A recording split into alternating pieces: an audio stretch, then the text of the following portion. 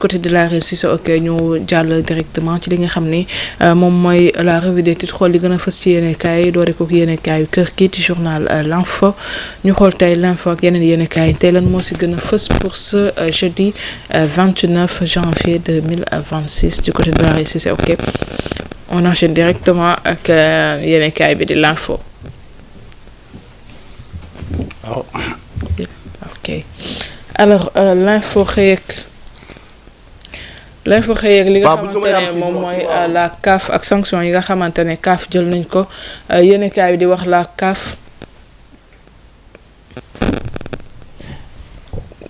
CAF punit lourdement le Sénégal 429 millions d'amende.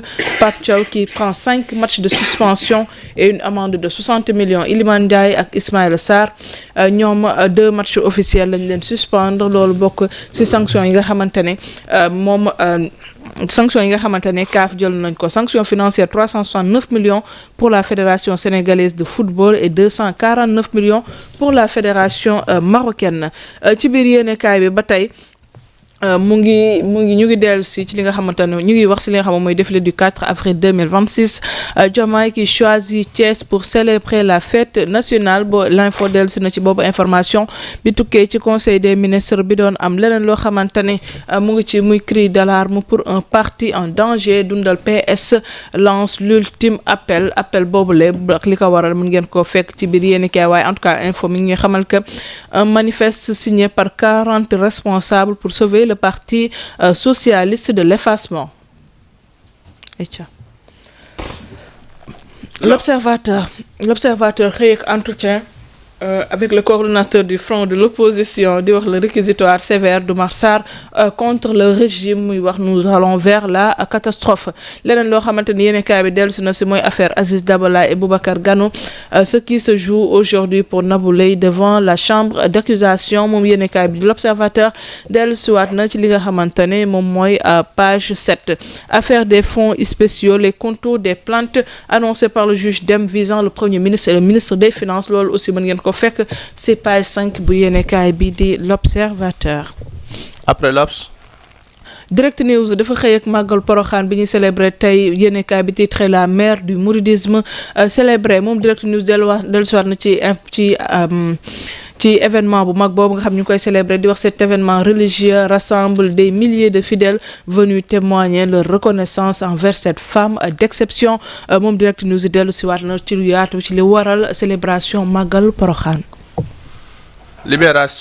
Libération de dafa xëy ak démantèlement d'une mafia spécialisée dans la vente de documents d'état civil sénégalais à des étrangers avoue choc à la DNLT moom yéenekaay bi dellusiwaat na jugement de naissance à 50 000 francs certificat de nationalité sénégalaise 25 000 lañ ko doon jaayee 50 000 pour les annulations le démarcheur Yankoba Diallo détaille tout le business autour des documents sénégalais vendus à des étrangers yéenekaay bi di Libération dellusiwaat na ci boobu la démantèlement ci lu jëm ci wàllum vente document d'état civil prolongation de l'affaire Madiambal Diagne yéenekaay bi di wax un rebondissement spectaculaire et inattendu à la DIC après sa sortie de prison Mohamed Diagne porte plainte contre son père et sa tante.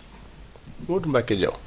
Le quotidien révocation de son contrôle judiciaire la xëyee muy concerné ki nga xamante ne moom mooy Pape Malick Ndour yéenekaay bi di titré Pape Malick dans un champ miné la chambre d'accusation lui décerne un mandat de dépôt ses avocats se pourvoient aujourd'hui l'APR dénonce une absurdité juridique mi ngi si biir yéenekaay bi di le quotidien del seen gestion Aminata Mbengue Ndiaye fële ca parti socialiste Alioune Ndoye Serigne Mbaye Thiam ECHO lance la fronde décision de la CAF aujourd'hui le Sénégal retient son souffle waaw ñu jàll ci beneen yéenekaay bi ñu jógee ci le quotidien. Après le quotidien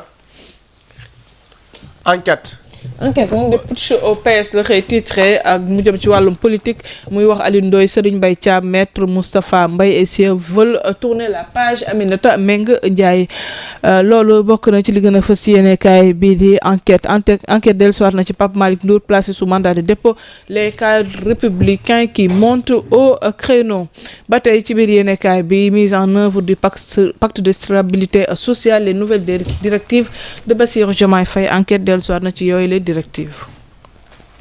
Walf Quotidien. Walf Quotidien xëy ak parti en perte de vitesse PDS lay waxal di wax le chemin de la rédemption. Assane Samb analyste politique di wax tant que Karim ne sera pas là 3 points de suspension lam ca teg mën ngeen ko fekk ci biir yéenekaay bii di Walf Quotidien. Walf Quotidien attaque de Sonko contre la justice Babacar Gueye redoute une mise au pilori mu ngi ci biir yéenekaay bii di Walf Quotidien. Après Walf Record CAN 2025 la CAF frappe la tanière nu la ko xëy daal di titre xëy fësal ñetti doomu Sénégal yi la Pape Thiaw Ismaïla Sarr ak moom mile di Iliman Ndiaye sanction ya daal na wadd Pape Thiaw suspendu 5 matchs Ismaïla et Iliman 2 matchs kenn ku nekk ca ñoom Hakimi ak Saybari ñoom i tamit ñu daal leen suspendre sanction financière pour les deux fédérations mi ngi ëttu yëlekaay bii di Record.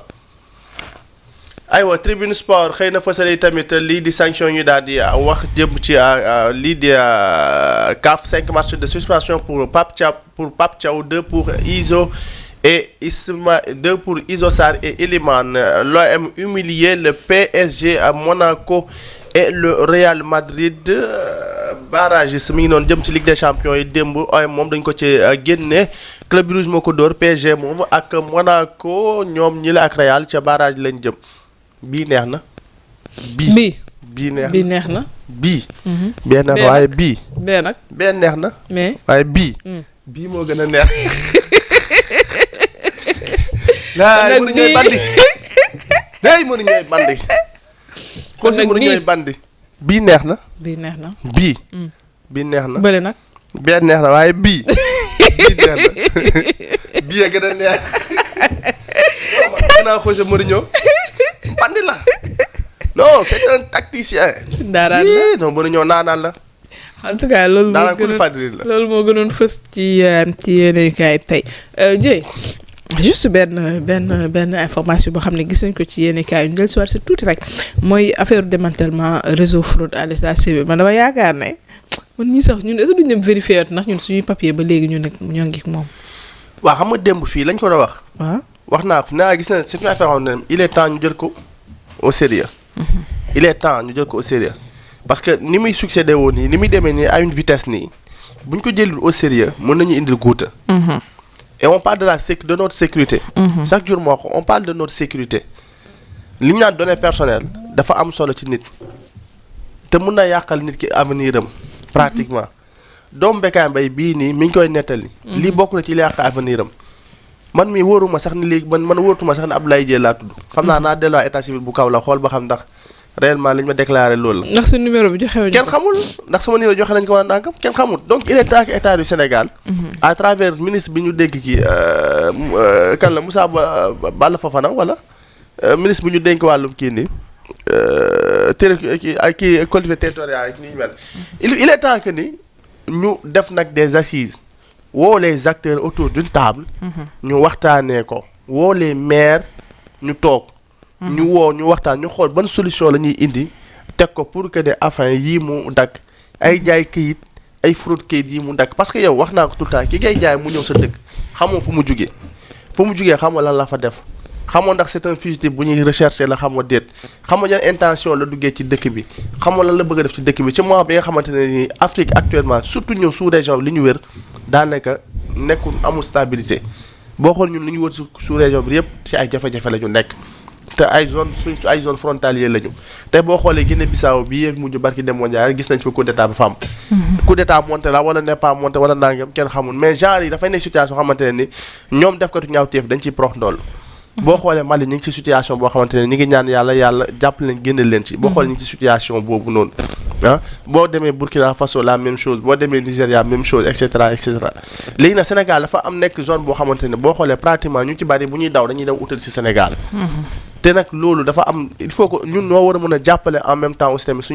suñu armée yi parce que sécurité ci réew ñi ngi foog ni les forces de défense et de sécurité kese ñoo ko war a assurer du ñoom kese de ñëpp ci war a impliqué wu ñëpp mooy que ne man su ma gisee loo xam ne jaaduwul automatiquement ma signalé ko. xam tey si kaw bi nga xamante ne police nationale partagé na ko koo xamante ne si benn comment je peux dire ça encore benn patrouille de surveillance nii rek la ñu constaté koo xamante ne dafa yor papier yoo xamante ne dafa xaw contradictoire ndax mi ngi yoroon ñu ne une carte nationale d'identité un permis de conduire un certificat de nationalité sénégalaise côtoyant un passeport ordinaire d'un pays frontalier ñuy wax que ne initialement l'homme a tenté de justifier la régularité de ces documents sénégalais en évoquant une procédure d'inscription tardive auprès de l'état civil du tribunal d'instance de Thiès. La supercherie a été levée grâce au croisement des fichiers de la DNLT. En 2022, l'épouse de l'intéressé de nationalité étrangère avait déjà été interceptée pour des faits similaires, entraînant la saisine de plusieurs volets 1 de la commune de Boki-Dialoubé. Confronté à ces preuves et aux révélations sur la véritable identité, le suspect a fini par avouer avoir usurpé l'identité de son oncle pour remplir indûment les conditions d'accès à la nationalité sénégalaise. La fouille de ces bagages a révélé l'ampleur du trafic. Les agents ont découvert un stock impressionnant de documents vierges ou falsifiés provenant de diverses localités, Tambacounda, Ndam, Koumpentoum, ainsi que des pièces d'identité guinéennes et mauritaniennes. L'enquête rapidement a permis d'identifier et d'interpeller son complice à Tambacounda. Ce dernier, se présentant comme un démarcheur, a reconnu son implication dans ce réseau criminel. Il opérait selon une tarification précise. 50 000 francs pour un jugement de naissance ou une annulation, 25 000 francs pour un certificat de nationalité. La perquisition du domicile de l'acolyte a mis en lumière une organisation quasi industrielle. Imaginez, enquête bi ñu saisir 219 photocopies de cartes d'identité sénégalaises utilisées pour créer de faux parents aux clients étrangers. Des centaines d'extraits de naissance, de certificats de non inscrits et de minutes de greffe, dont beaucoup étaient vierges mais déjà estampillés. Des extraits de casiers judiciaires et des certificats de non-opposition. Donc ça veut dire que yow sax jee mii di wax mën na fekk ne yow say papier sax utiliser nañ ko pour wax que ne yaay papa par contre loolu c'est un fait très grave. amaguma doom de amaguma jabar duma papa ay kenn de. mais ça c'est très non, grave. c'est grave. En fait au départ da ngay numéro dañ doon wax ne sa numéro extrait lañ jël jaay ko tuuti ñu gis ne identité pratiquement la ñuy utiliser ndax léegi sa photocopie carte mais léegi bu ñu demee bay attribuer nit ñi ay doom yu ñu jurul pour ñu mën a am accès à li nga xamante ne moom mooy nationalité sénégalaise mais quand même affaire bi ngi jël yeneen ampleur et quand même 219 photocopies de carte d'identité sénégalaise mais c'est quand même énorme. lii moom mooy li nga xamante ne moom moo fësagum. waaw on ne sait pas encore.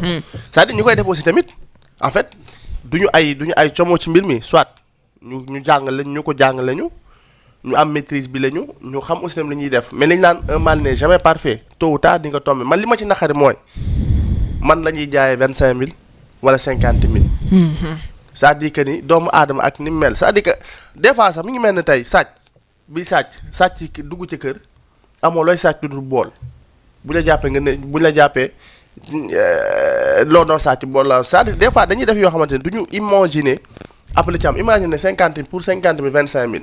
yow tu risques yow ta vie yow fu mu nekk yow li des sa dund yow yaa ngi ko risqué ci lan ci 25 wala 50 000 alors que ni yow boo jaaroon ci yoon bi nga jaar 25 000 yow wala 50 000 yooyu noonu li ngay jéem a lijjanti mën nga am sa lu ko ëpp wala sax mën nga am dund si liberté gi sax gën na 25 wala 50 000 bu fekkee nañ la jàpp en tout cas daal encore une fois rek dañ koy wax xam nga tamit ci di xam nga d'habitude dañ daa wax naan mairie yeeg nangam mais xam nga leew tey kii ni ñii nii liggéeyuñ ci mairie su ma juumut seen kër la ñu nekk wala seen bërëb la ñu ne wala en tout cas fenn la ñu ne di ko fa defee mais nag boo xoolee dafay nekk benn schéma boo xamante ne en fait day kii parce que signature bu am pour par exemple tey man soo ma bëggee déclarer commune de Kaolack il faut le signature agent bi extrait il faut que mu am signature agent bi c'est-à-dire que benn chaîne la boo xamante après ñoom te bu ñu defee falsifié yëpp ba pare wala te bu dee dañu bëgg am des documents war a jógee tribunal nan la ñuy def léegi tey kan moo leen cachet bi fan lañ koy jëlee fan la ñuy jëlee cachet bi parce que tamit papier boo yor te amul cachet moom moog jël ñoom ñu fàttali fii cachet premier ministre bi sax am na ñu ko jéemoon toppandoo aussi donc ça veut dire que ñun suñu niveau voilà chaque fois dañuy gën a pousse li nga xamante ne moom mooy suñuy sañ-sañ ci wàllum fraude alors mi ngi noonu en tout cas ñu gën a def attention rek surtout lu jëm ci wàllum identité nit ñi parce que même c'est très très sensible et tey jii identité nit boo ko jëlee sax jox ko keneen ëllëg kooku bu defee njombe balaa ñuy xam ne sax erreur la et tout bëri loo xamante ne dina ko indi comme gàllankoor alors Dieye suñu temps bi jeex na. waaw jeex na xam naa ne suba am naa benn cri de cœur moo bëgg waaye xam naa suba incha allah rabbi ci laa ci dellusiwaat. mooy kilifa diine yi ñu gën leen wekk waaye daal temps bi jot na suba daal incha allah bu ñu amee temps ci aljuma ji. naa ci dellusiwaat ndax cri de cœur la. donc amoon mbégte baax teewaat ci plateau bi. di wax rek luñ ci wax mu dëng ñu ngi ci jéggalu.